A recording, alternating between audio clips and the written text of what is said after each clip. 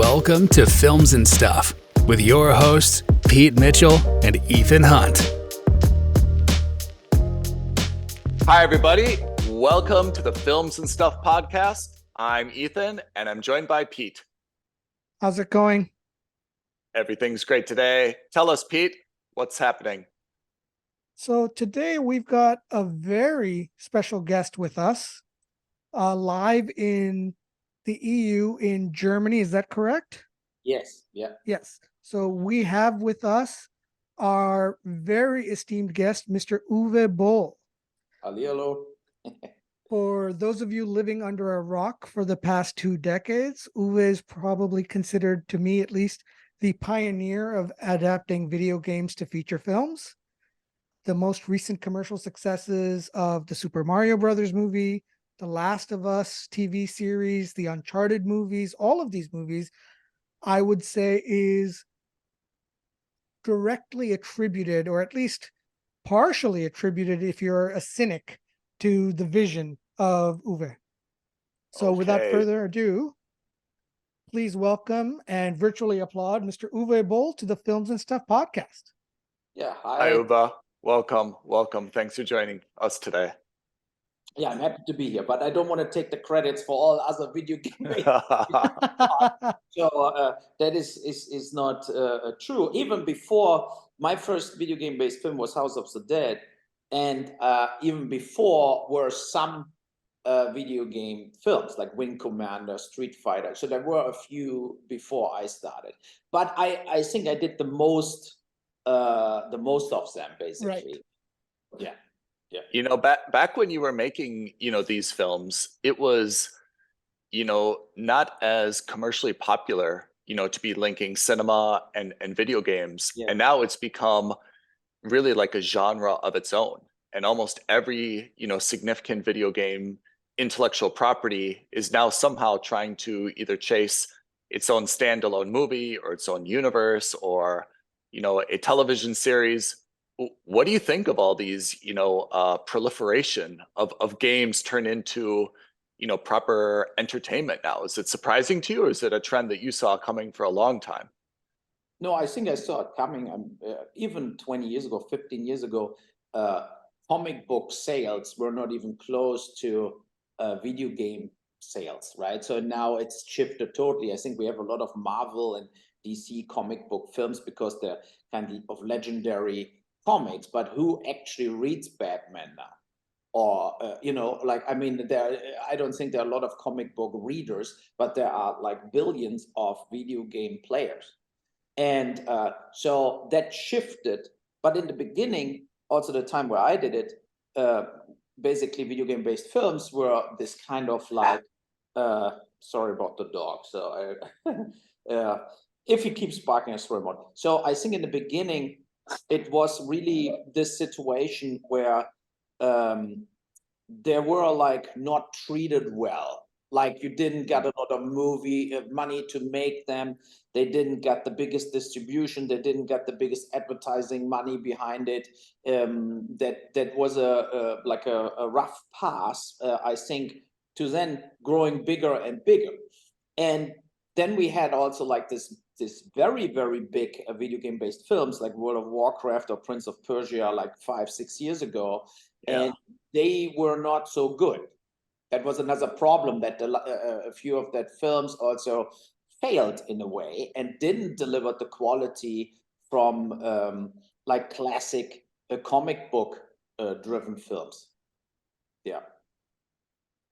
Yeah. So- Pete's a huge comic book fan. I think between the two of us, I mean, we're both into gaming, we're both into entertainment, but I mean, when we talk about the lore of, a lot of the comic books, I mean, Pete is really the person who has that appreciation for comic books. So I turn to him for a lot of these things. And he says it himself, which is there's a small subset that's focused on reading comic books, but a much, much wider audience, that's playing video games now.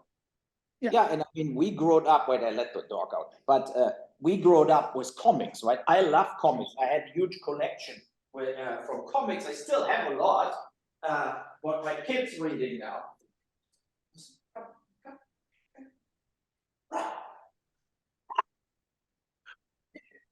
That dog wants to stay a member of the audience. I can't blame him. Sorry about this, but and I grew up with Lieutenant Blueberry, Asterix, Lucky Luke. Like all this. I have all the the exemplars from. I was never really, of course, Donald Duck, Mickey Mouse, this kind of stuff. Yeah, Disney. But I was never really too much into Superman and Batman.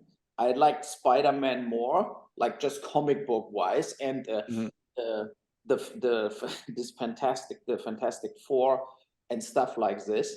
Yeah. But now it's so tough to get your own kids reading anything. Yeah.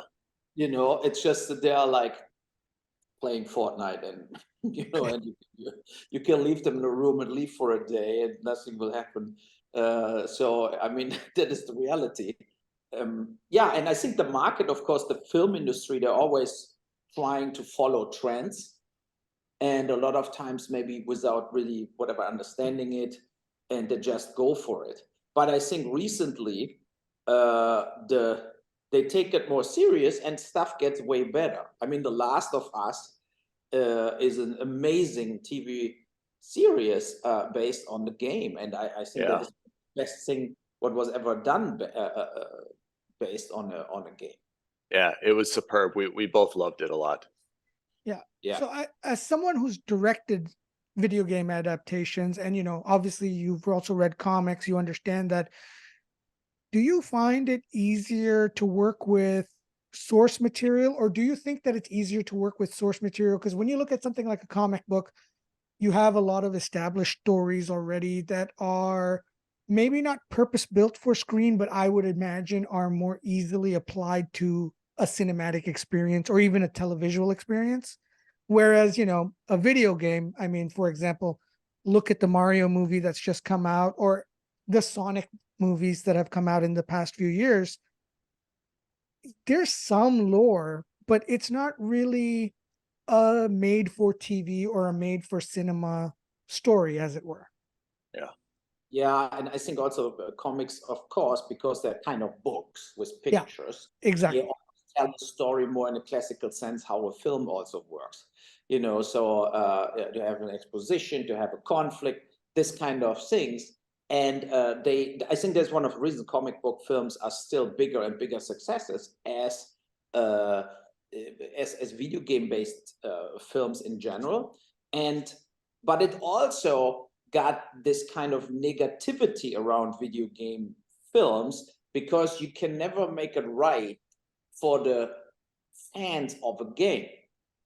Even if you have, like on Dungeon Siege, for example, I mean, whoever played the game, there are no real characters, right? There is no development, and you have like a top view and stuff like this. Same, I mean, House of the Dead, everybody knows it, but the only thing I could really grab story-wise was how the zombies act and look, and and the surrounding. You go to an island, for example, and then you have a struggle on the island for survival, but you didn't have like a real story in House of the Dead. Mm-hmm. And that is different in the comic books. You have a little deeper character development, and the whole surrounding and the supporting parts are existing.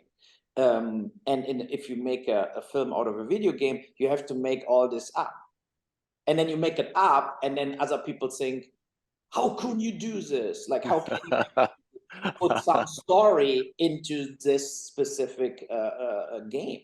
And and I think that was also one of the reasons I think the studio started later to really get into it more, because they were scared about the fan backlash, what happened over and over and over again. You barely have a video game based film with great reviews.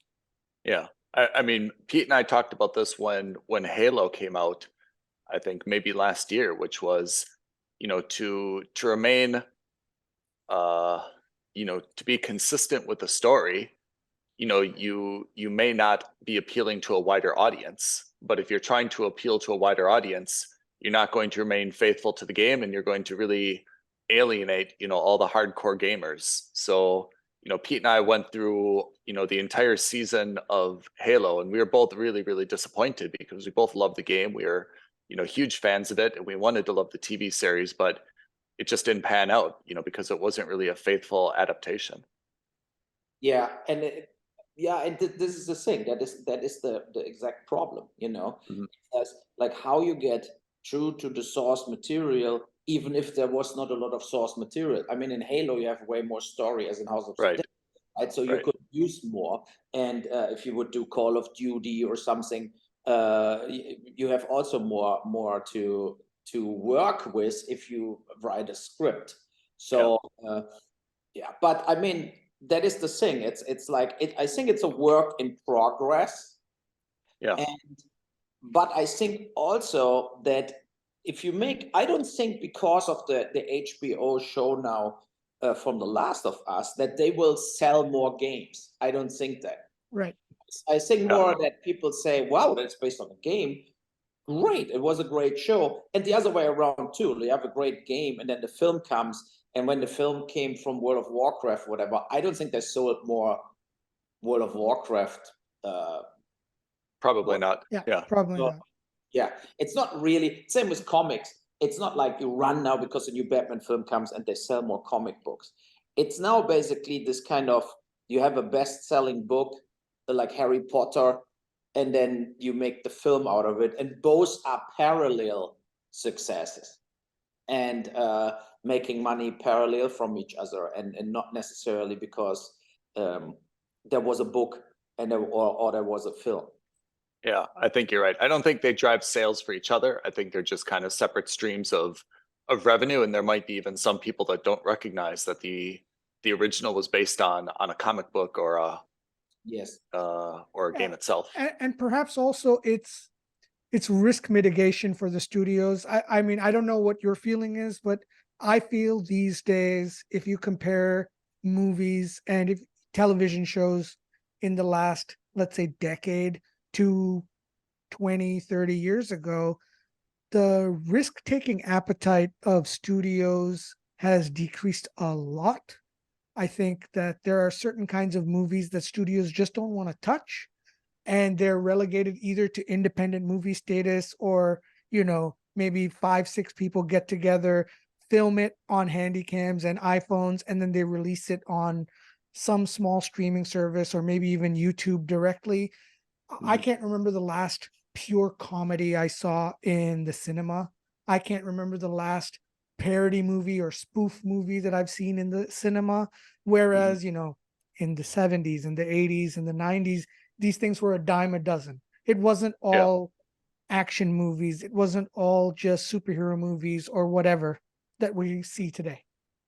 We had that whole discussion recently. I had it with some other film fans, and we all saw in the culture we're living in now, the worst thing what happened is to comedy. Like, for example, my postal comedy would nobody do anymore. They would be Right. all getting canceled. There are too many jokes under the belt, whatever, right? So, and the same with, I'm a big Naked Gun fan or Airplane. Oh Yeah. yeah. Love it. Classics. Totally. And you Yeah. do it now, and they would totally lose their shit. And all the Twitter trolls try to cancel everybody who worked on the film. And then and the studios are always exactly how you say, they go with the flow, right? So they think, okay, that makes the most money. That is what we do. And then they're running empty at one point. I think nobody, I mean, when I grow up, I'm older as you guys. So, but the thing is, like, Star Wars was a real event. Yeah. It's not like 1 week later Black Adam, and then another week later Avengers, and another week later Thor, and then Aquaman. So, and I think that, I mean, I'm pissed off about this way too many comic book films, way too many this kind of event CGI driven films, so that I don't enjoy it anymore because it's not like new or different. It's too much of the same. And then I don't think also, like, comic books who nobody read in the first place, they don't need a full film franchise.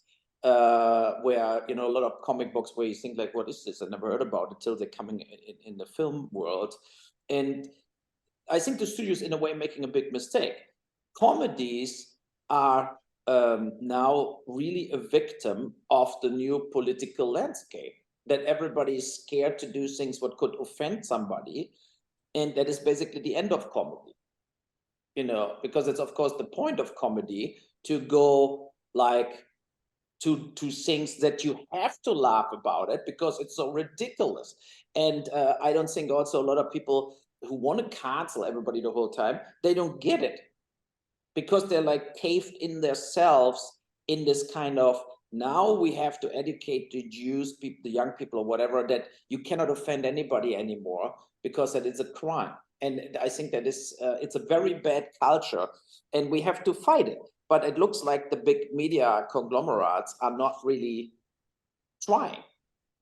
I mean, it's one of the things we've noticed as well, and I think you pointed out a trend that we've discussed previously, which is the challenge of the superhero movies and the universes. Even though we're huge fans of them, you really need to dedicate a lot of time and effort to staying on top of them.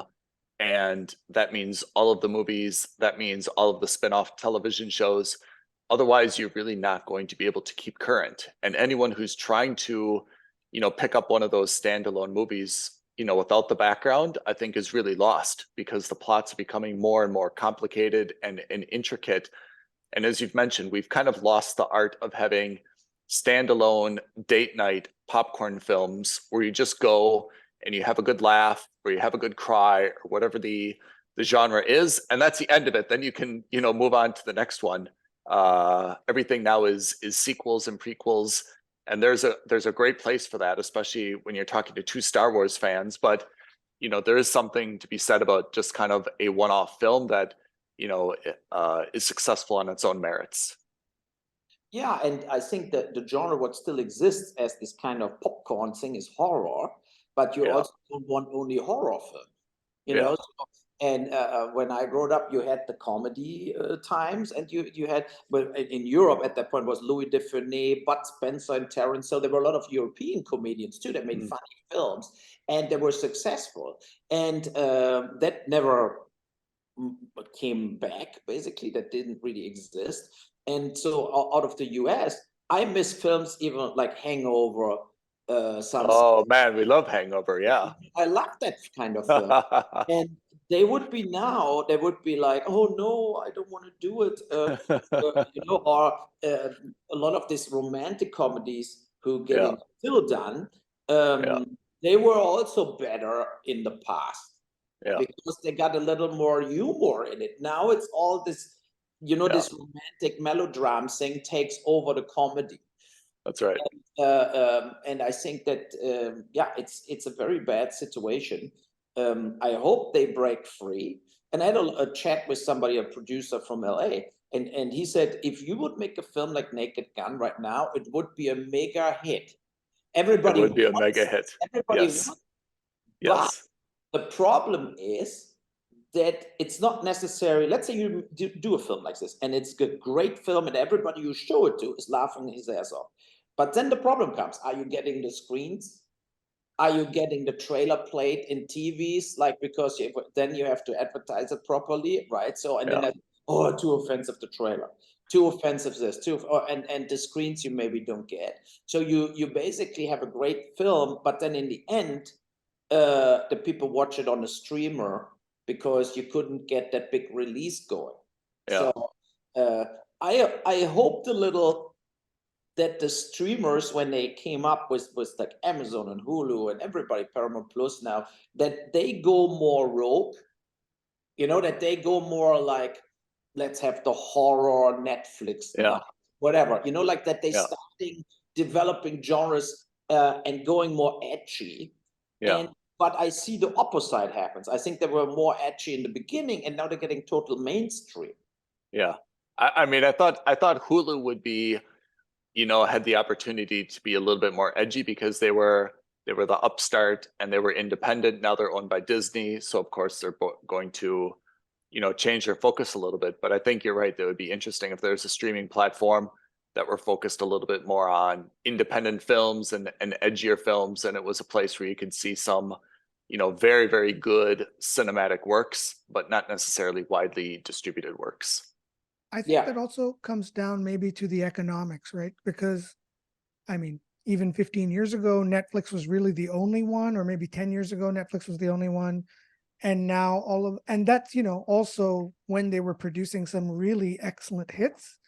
But then you also now have HBO Plus, HBO Max, or Paramount Plus, or Disney Plus, or Roku, or, hundreds and hundreds in different channels. And even the ones that were independent, like Crunchyroll, which was just about anime, nothing else. They just did anime. That got acquired by Sony.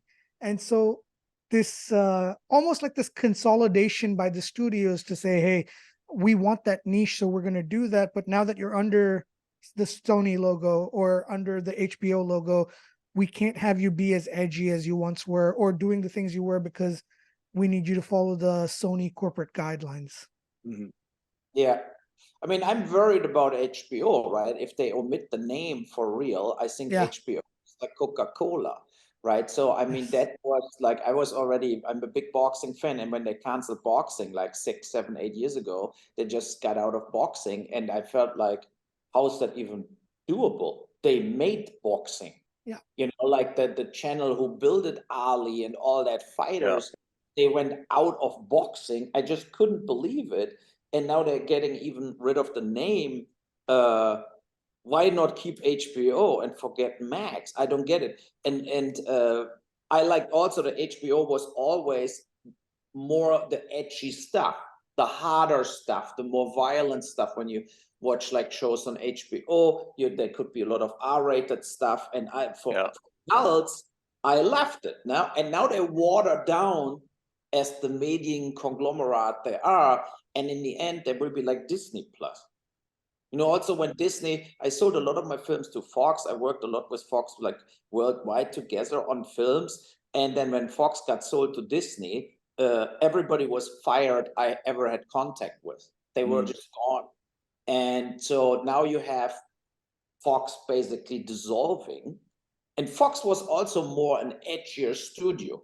When you could do a little harder films, R-rated films, they were not like shy to do stuff like this. And when they got swallowed up by Disney, I knew immediately like that is the end of Uwe Boll films in corporations with this company, basically, right? So you mentioned like Airplane and Naked Gun 2.5. Like,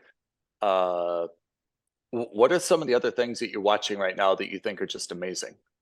Like, what are the things that you're like, wow, well done? You're right. Right now, I watched, for example, what I like on Netflix, Beef.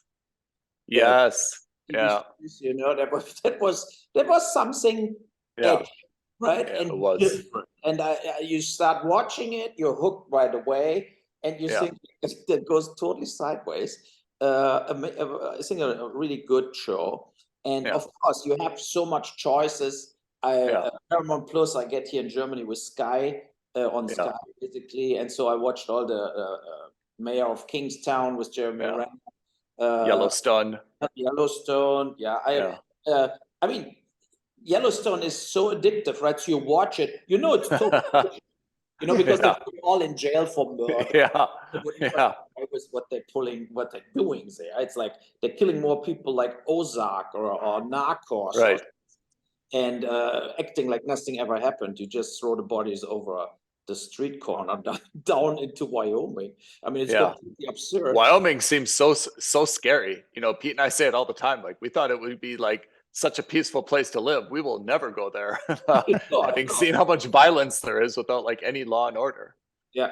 And I mean, but it's a great shows because they're also, because they are harder, they're more edgy, they're more clear, straight in the face, So, there's so much stuff. The Last of Us recently I finished now. Succession I have to finish. Succession. Yeah, it's very, very cynical. But this is basically a show you would expect from HBO, right? And so that is the same. It's like I think in general that a lot of TV series are better as the films. a lot of films falling flat. Netflix Mm-hmm. originals, the films are a lot of times very disappointing. What I feel also, whether they spend a lot of money for, and you think like, what's the point? And they cannot compete with the franchises of the major studios. When they tried that with the big Michael Bay action film for 150 million, all this stuff, I don't think that stuff works on, on a streamer. I think it's just like wasted money.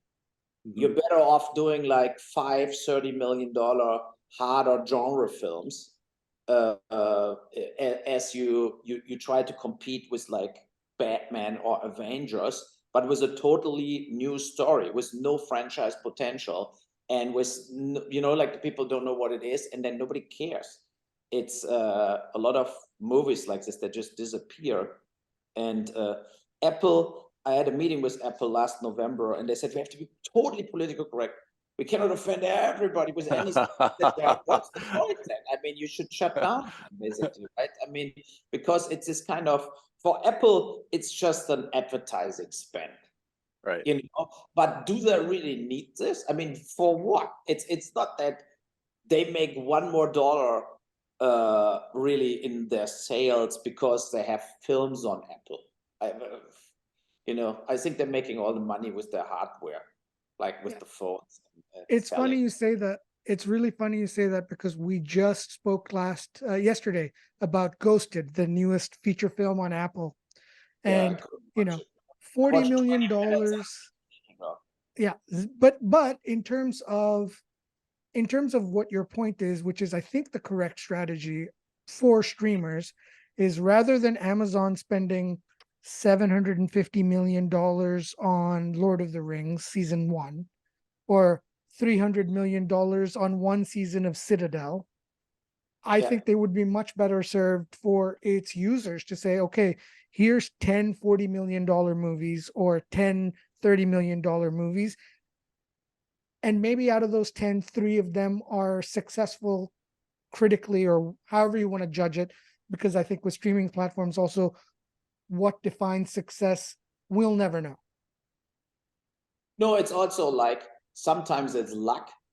Yeah. Sometimes it's whatever. There is a social media kind of somebody makes a little TikTok video out of something and everybody jumps on it. It would be interesting to see what was the original trigger for like Money Heist or Squid Game, right? Yeah. So what happened there? Because normally stuff like this could be overlooked, but I'm sure there is a deeper thing to it, to Squid Games, why it got so much traction so fast. And I never really found anything about it. They all said it's a sensation, we're doing another season, whatever.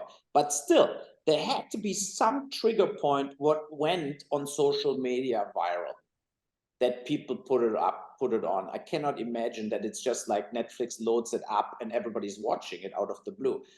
I think there was something else. So, and I don't know what. So it's a good research thing for all of us to find out. And sometimes it's the right thing at the right time. When you go through the new releases, and then, for example, with Beef, nobody told me about it. I saw the logo, I saw the poster, I watched 5 minutes, and then binge watched the whole thing. I loved it, right? And that is the thing, and that. Of course, the opposite happens a lot, where you start watching something and you think, "What's the point? I'm just not anymore," and you switch it off. But Beef really hit a trigger point for me, at least. Yeah, the same for us. I think what Pete and I do is, on a weekly basis, we go through the different streaming platforms and we assign each other shows that we think it might be okay, but we don't really want to waste our time on it. And then we each promise to watch 2 or 3 episodes. We call it stream or skip. And then we report on it the following week. And I think that Pete assigned me to Beef, and I didn't know anything about it either. I probably never would have guessed that it would be amazing.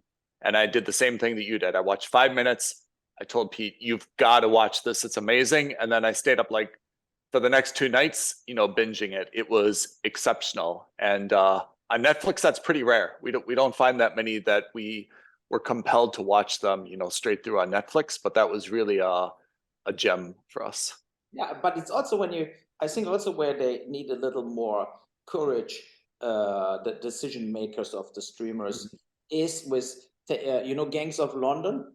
Yeah, Yeah, I love it because it's so violent. It's like it is very violent. Yeah, excellent action, and you think that, well, there's really shred of the people, and but that made it spectacular. Right. That made it different to true crime kind of crime stories we saw over and over, where they are all okay, but not like blowing you away. But the Gangs of London, I really love as a property, how is that told. And with Apple specifically, when you go through the films, I think they're just trying, like, you come in with big stars, they're paying a lot of money for it. When I was there, they told me under 25 million and never did a film, like, at all, And then I watched the Jennifer Lawrence film, when nothing happens, like nothing. You could shot that film. That was 2 million to do, basically. She was alone with that black guy, like, talking the whole time. And you think, okay, they greenlit this because they got Jennifer Lawrence, and only because they got Jennifer Lawrence, right? So because if somebody would read the script, they would say that it's a boring melodrama, what nobody would care about, and nobody cared about it. And the same, I think, with the film with Will Smith, the big slave drama they did. Everything what happens in that film, what they shot for 150 million bucks, was told before 10 times. There was nothing new in. When Tarantino did Django, that was new. It was different. It was just a totally different approach, a different form of storytelling.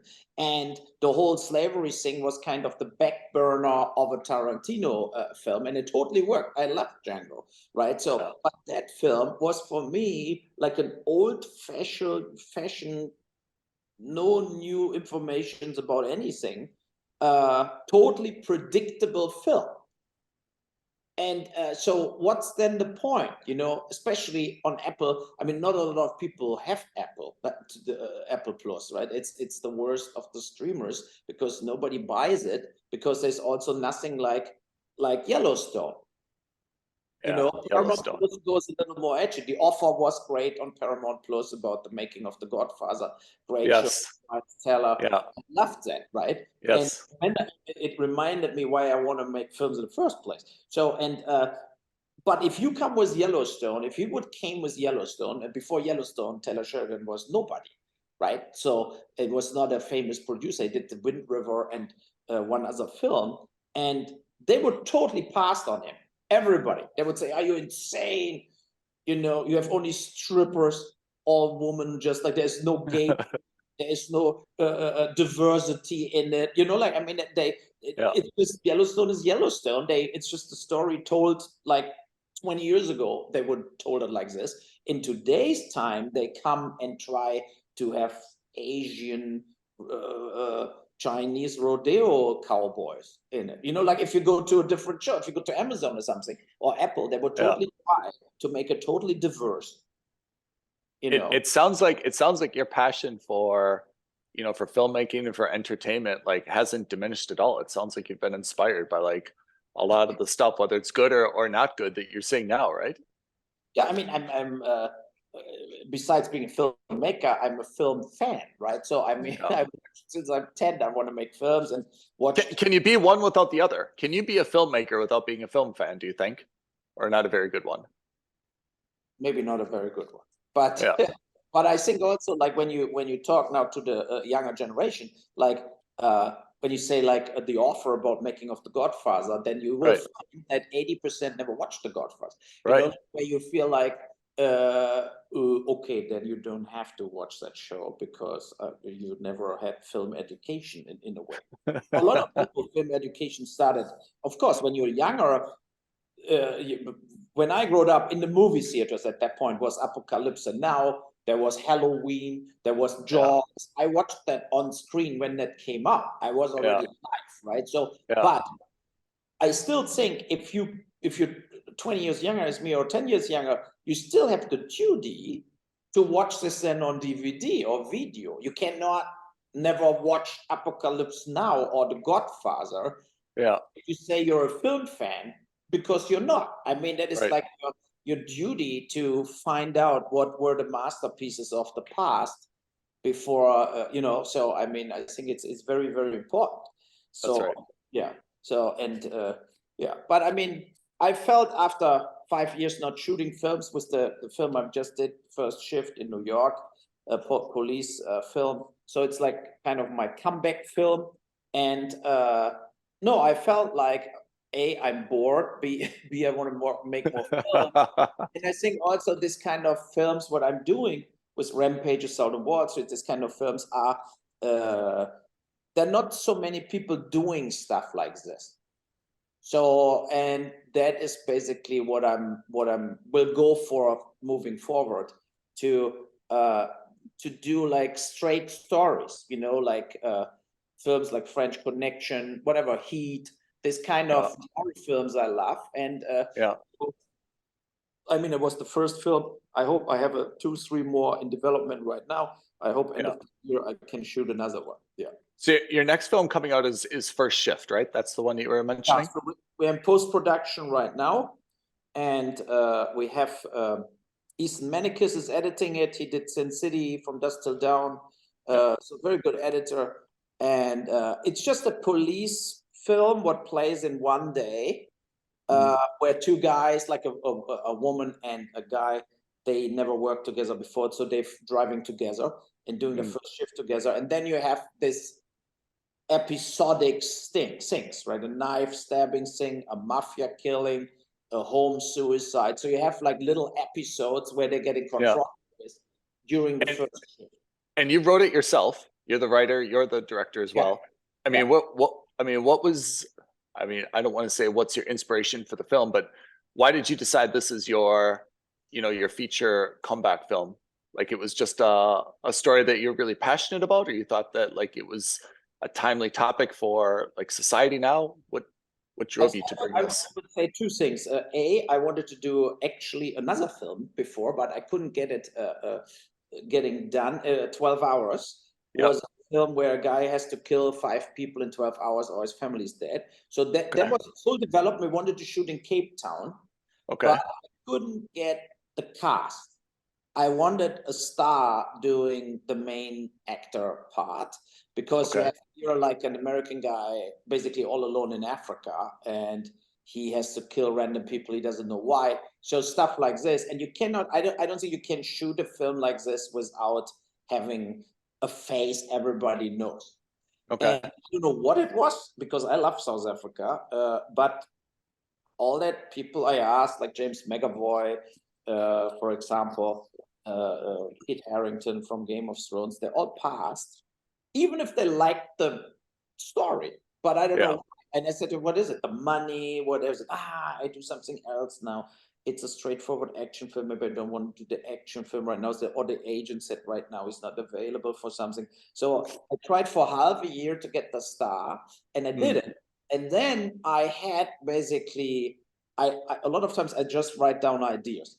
And the thing with First Shift was an older idea I had, but I didn't had like the little episodes. I wrote down, would be cool to just follow in Brooklyn 2 cops, 12 hours, and they having a lot of drama, a lot of things going on. And then because the 12 hours fell apart, it was around Christmas time, I was sitting down, I wrote in 2 weeks, I wrote the whole thing. And then yeah. And then I felt like, because I have friends in New York too, like as a film producer, and I said, look, can you hook me up? Can we shoot that in Brooklyn, like in March? Can we do this? And yeah, so we went in prep right away in January and shot in March.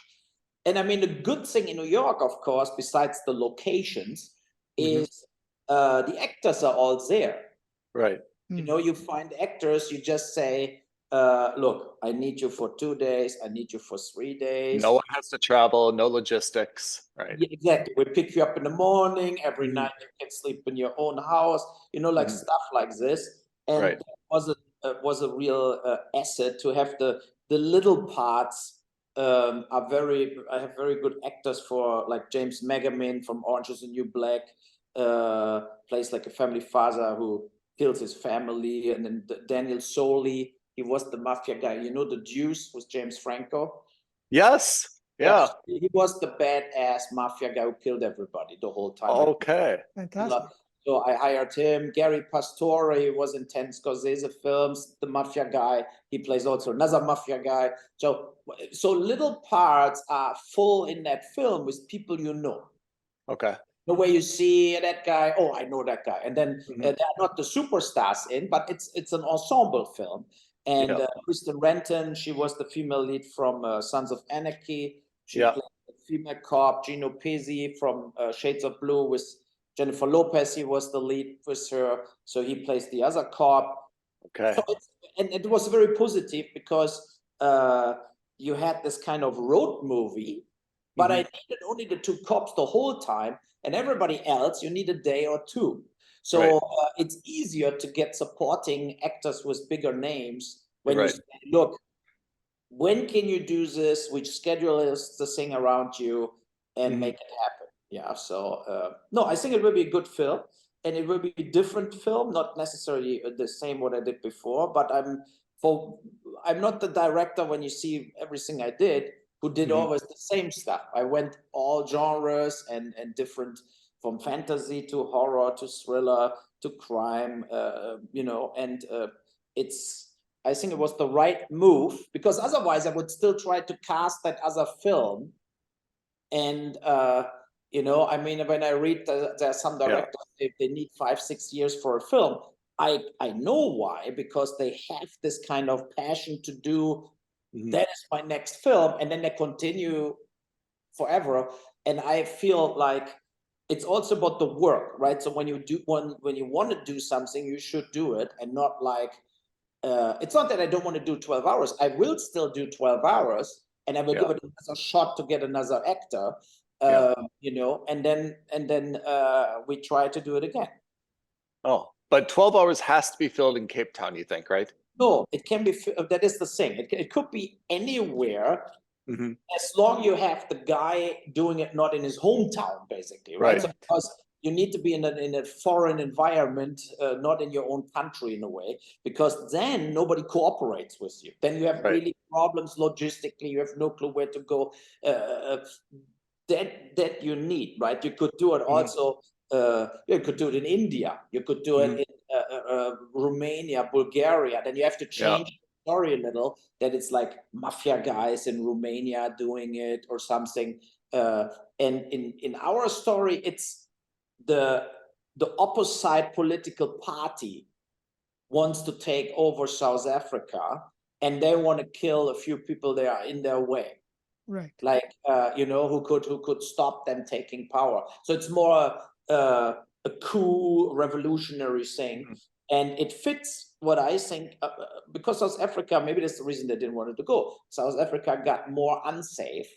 Right. It got, you know, it's not only a holiday country anymore. It's a lot of murder and stuff. And maybe that was but why they didn't tell me that, right? So why they don't say, look, if you shoot that film somewhere else, I'm doing it with you. They never told me the reason why they're passing on the offer. But I personally love South Africa. I shot Darfur there. I shot Tunnel Rides there. I have their very good producer, Chris Rowland, I can work with. And the light is great in South Africa. The locations are good. You know, the crews are good, actually, and they're very motivated. So, yeah. You don't go nighttime out, right? So, I mean, it is the thing. I think be protected, be in a hotel with security, you know, and then don't walk around at 2 a.m. in the back alley somewhere, or, you know, so, I mean. It's good life advice. Not just there. It's good life advice. Yeah, you can be, I think you can be unsafe and safe everywhere on the planet. Yeah. So, You know? can I ask, so now that you've done First Shift in the US, in New York, culturally, in terms of practical, you know, shooting, what do you find are some of the difference in terms of culture or environment between shooting in the US versus in Europe versus, you know, South Africa or wherever else you've shot? The mentality is a little different in Europe. the crew, they see themselves more as artists. Okay. I had the feeling now in New York they're just in for the money. It's like the motivation was not really like from the technical crew or whatever. I had 7 people from Germany there. All the camera people were from my end from Germany. So the base crew I had with me, but then the electricians, the grips, whatever, they were like not really, let's say, trying to make a great film. It was more like trying to get overtime money. So, and you have in countries where, of course, it's cheaper to shoot in South Africa or Bulgaria or Romania, the daily fees are way lower. But you have also what I saw more motivation. Like people are more interested in what they're doing. They're very happy to work on the film set. I worked a lot in Canada, very good crews in Vancouver, and I mean, I've so many friends there. It's worked very well and positive. So I don't want to trash the crew, but New York was by far the most expensive daily rates I ever saw. And I think after Corona, it really went over the top. When you pay now $800 a day for an electrician, I think that is ridiculous. I mean, think about, they're always acting they're so poor, but the reality is if you work on film, you make shitloads of money. Even as a technician, you make like 50, 20 grand a month. So don't be so whiny and act the whole time like you're like working class or something. And for this, they were not like eager enough to help or, like being like in a way supportive. So. Yeah, I have 5 more minutes and I have to move. Well, we're excited to see First Shift come out. I mean, we know it's in post-production. We're really excited that you can hopefully make 12 hours. And we'd love to hear about like any of the other like intellectual properties or ideas or passions that you have that, you think you're going to be exploring, because, this seems like a really exciting, time for you where you've kind of like not relaunched, but you've, like doubled down and, are really going forward with a lot of things that you've got in your mind. Yeah, look, when you look in the past, so I had Fear Effect, but we couldn't get the movie done. I had Baldur's Gate, never made the movie. So there was more stuff in the back, what nobody knows, what I had my hands on, and then you remember the World of Warcraft, and they've completely flipped out because Uwe Boll wants to do the World of Warcraft. And never ever was anything. And then they made a shitty movie themselves, basically. I mean, I'm not a fan of the World of Warcraft movie. And then I had a big discussion with also a gaming podcast, and they said, because they were Postal fans, they said, look, the only game only Uwe Boll could make a film out, but nobody else should do it, is Grand Theft Auto. Oh, really? That would be amazing. That would be very interesting. Yes, because they said, look, when you see your film Rampage and you see Postal, Grand Theft Auto is basically both. Oh. And it's true because it's cynical and funny, but it's also ultra violent and crazy. So that would be super cool. Yes. Yeah. We're pulling for you. We're pulling for you. We want to see your name attached to this one. That would be really an amazing opportunity. Unfortunately, the guys said they don't want to film at all. What is maybe the right decision? I don't know, So things change. Things change. Everyone says this at first, but that'd be an amazing collaboration. But they should, and they are very rich, so they don't really have to do it for the money, right? So to get a big fee. I think they should think about what a studio would do with Grand Theft Auto. It would be shit. It would be not the movie you have to do, because they will dim it down. It will be not like this what you have to do. It needs to be a little bit gritty. And someone like Trevor couldn't exist in this, let's call it this very sanitary and hygienic world of the studio environment, I think. Yes, it would be a big disappointment. If Disney Plus says we do Grand Theft Auto, you can stop thinking about it. And I don't think the game, the owners of the property would be so stupid to do something with a studio like this. It would be the end of the franchise. Well, we're sincerely pulling for you to somehow be able to get the rights for this. Maybe it won't happen in the short term, but that would be an amazing collaboration. We're definitely pulling for you. Yeah. Contact them, tell them, work with Uwe on it. He's ready to roll. If we speak to them, we will absolutely pass that message along. So we know that you've got to go. You've got a busy press tour, going on. Can you just give our listeners a little bit of context? Where they can see you next. How they can follow you. What are the big developments that they should be on the lookout for? Yeah, I mean, the best is always like when you Google what's going on. First Shift, follow this. I'm on Facebook myself. I'm the Uwe. There are so many fake Uwe Bolls out, right? So you have. I'm on Facebook with Bush and Bin Laden on the photo. That is my Facebook site, what I'm personally doing from Postal. And then Okay. I have Uwe Boll 7 on Twitter. I have Instagram, but I'm not doing myself.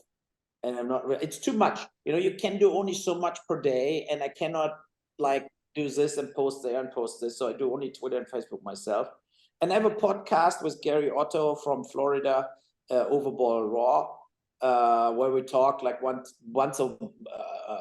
sometimes every 2 weeks, sometimes every week, where we just talk more about politics. So I talk about films, but then we talk whatever about the status quo, what happened this week, yeah. I still interesting story for the end of your podcast. So when we shot First Shift, there was the day where Trump was maybe getting arrested, and the whole city we were shooting, and we're driving with police cars, right? And we had a drone flying, but they had that defense drones up, so they shot down our drone. Really? Yes, and it's gone. It's in the ocean with the material we shot. Oh, there goes the footage. Yeah, because they had the whole downtown because they were worried about riots or worried about whatever. So there was, and our drone guy was like, "Oh fuck!" And he said because the drone has normally an automatic system, it flies back to you. So if the contact is gone, the drone comes back, but it fell down like a stone. And he said that had to be done from somebody else. Oh no! So that was interesting. So, but there you see when like your life collides with real life, with politics. A good war story. Yeah. Okay. Yeah. Uwe, it has really been a pleasure. Thank you so much for your time. Perfect. Yeah, we talk soon, or we talk when the film comes out. We can do another podcast. Don't worry. Yeah. It would be great to have you on again. We'd be honored. Okay. Indeed. Can I just leave, or you need to save something, or everything? No, it's all being done locally here, so you can just leave. That's fine. Bye. Bye. Thank you. Have a lovely day. And ladies and gentlemen, that is Uwe Boll on the Films and Stuff podcast. Pete, what'd you think? He's a super interesting guy, yeah? Super interesting, great insights. Of course, whenever you have any writer, director, producer who's been in the industry as long as he has and has experienced as much as he has, whether you like his movies or not, whether you agree with his politics or not, that almost becomes irrelevant because you can't deny the dearth of experience that he has. He is the thing that struck me is that he is sincerely, first and foremost, an entertainment fan. He really loves cinema. He really loves, television. I mean, you can just see it in the things that he's watching and the things that you and I are watching, right? He's not sitting at home watching crazy horror in his spare time. He's watching Succession. He's watching Yellowstone. He's watching The Last of Us. I mean, he's watching Beef, and he loves beef. I mean, it's just so relatable, refreshing, relatable to meet someone who's making content, but first and foremost they're a fan of good content.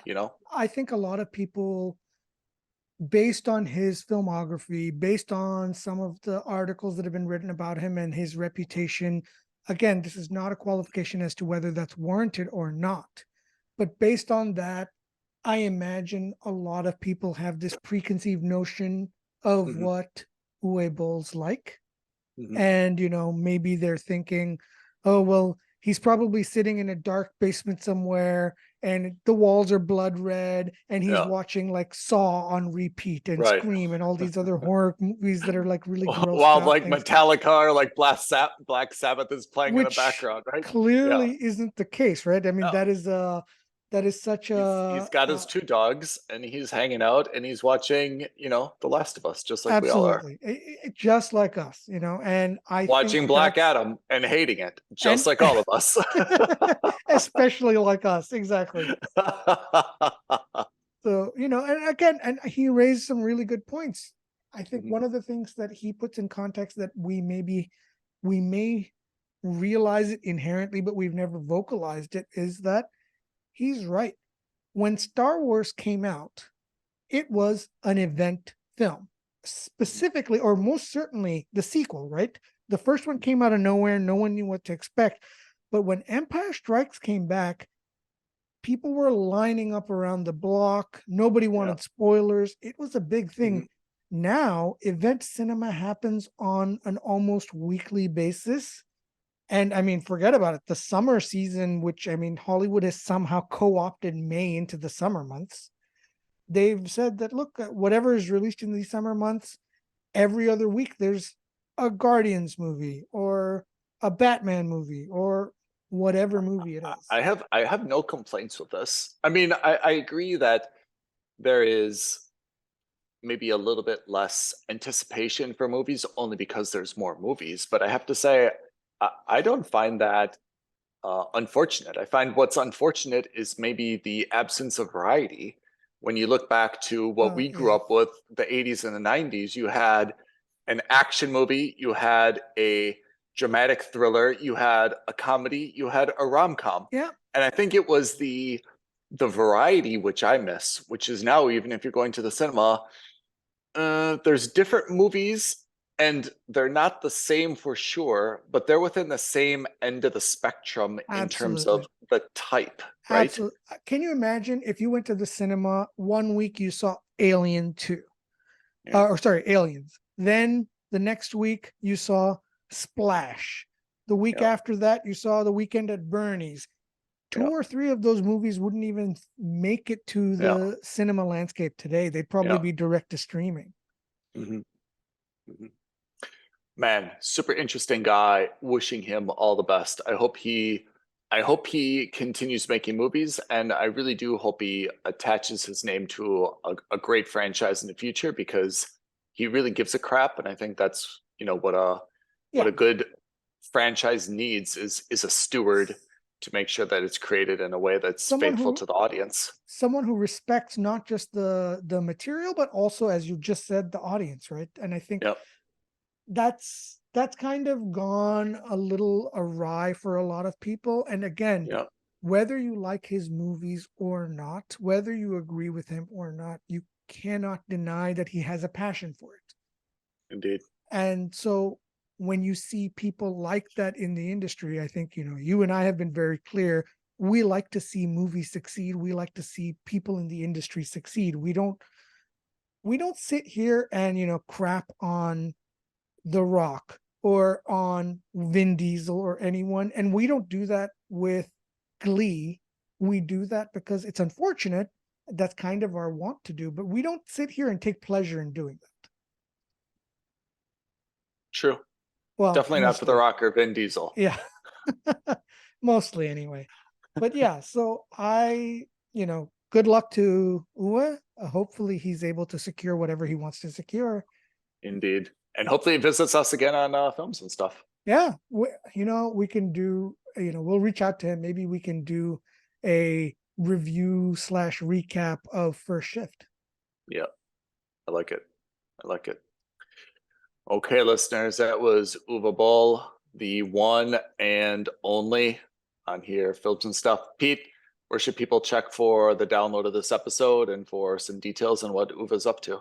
Yep. So we're obviously, as usual, we're available on all podcast platforms. Reach out to us on Instagram at Films and Stuff Podcast. Tweet at us at F&S Podcast. Email us aloha@filmsandstuffpodcast.com. And of course, like this video and leave a comment below. Both of those things help us out greatly. And, tell us, what do you think about Uwe? What are you hoping for? Is there a video game franchise like Grand Theft Auto that you think he's perfect for? Let us know. We need a poll. We may do that. Okay. Keith, thank you. Uwe, who's long gone, we thank you. And listeners, thank you for joining. Catch us next week on Films and Stuff Podcast. Thanks, everybody. Thanks, everyone. Bye. Thank you for listening to another episode of Films and Stuff. If you haven't already, please subscribe and review on Apple Podcasts, Spotify, or wherever podcasts are downloaded.